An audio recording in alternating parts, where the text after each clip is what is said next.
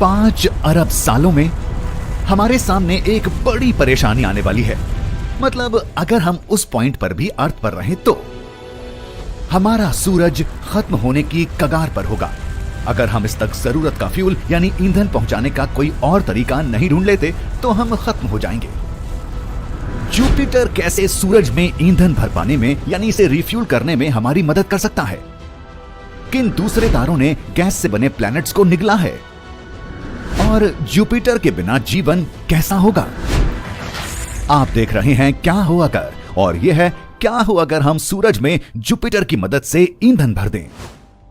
सूरज में हाइड्रोजन और हीलियम का नाजुक संतुलन हमें जिंदा और स्वस्थ रखता है।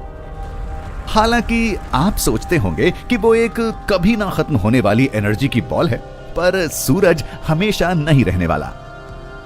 इसके चलते रहने के लिए हमारे सूरज को हाइड्रोजन के एक कभी ना खत्म होने वाले सोर्स की जरूरत है।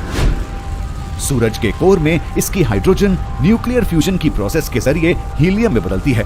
ये फ्यूजन रिएक्शन एक्सोथर्मिक होता है, मतलब ये जितनी एनर्जी लेता है उससे ज्यादा देता है। ये एनर्जी गामा रेडिएशन के तौर पर बाहर आती है, जिससे बाहर की ओर लगने वाली ग्रेविटी का इतना फोर्स पैदा होता है कि सूरज फटने से बचा रहे। तो जुपिटर यहां कैसे काम आ सकता है? जुपिटर का लगभग 90% एटमॉस्फेयर हाइड्रोजन से बना है, जिससे ये ईंधन की एक बड़ी बॉल बन जाता है, जबकि ये सूरज के सिर्फ 0.01% भार के बराबर है। एस्ट्रोनॉमर्स यानी अंतरिक्ष वैज्ञानिकों ने हमारे सूरज से मिलते जुलते एक सूरज का पता लगाया जो कि WASP-12b नाम के एक जुपिटर जैसे गैस के गोले को खाता आ रहा है। WASP-12b का एटमॉस्फेयर इसके तारे के अंदर खींचता जा रहा है, जिससे इसके चारों तरफ एक गैस की रिंग बन गई है। क्योंकि इसका एटमॉस्फेयर बाहर की तरफ खींच रहा है, ये प्लैनेट फूलकर जुपिटर से 6 गुना बड़ा हो गया है। सूरज 62 करोड़ मीट्रिक टन प्रति सेकंड की दर से हाइड्रोजन निकलता है। हमारे सोलर सिस्टम में गैस से बने 4 प्लैनेट्स हैं, तो हम सूरज को अगले 8 करोड़ 70 लाख साल तक जलाए रख सकते हैं। क्योंकि जुपिटर इनमें से सबसे बड़ा है, हमें शायद वहीं से शुरुआत करनी चाहिए।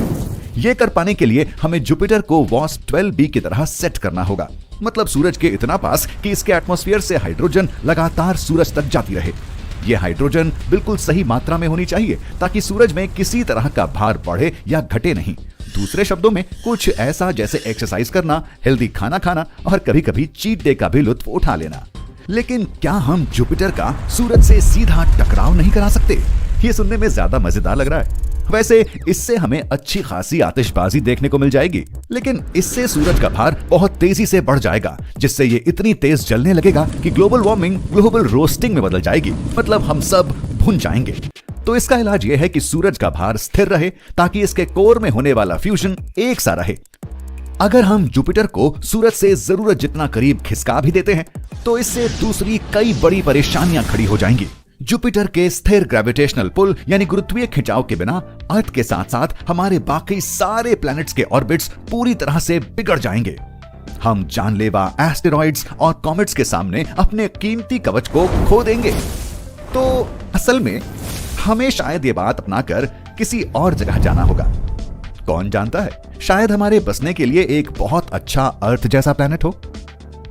बस उम्मीद करते हैं कि वो पहले ही भूखे एलियंस की आबादी से भरा ना हो। ये प्लैनेट कहां हो सकता है? जानने के लिए देखते रहें क्या हो अगर।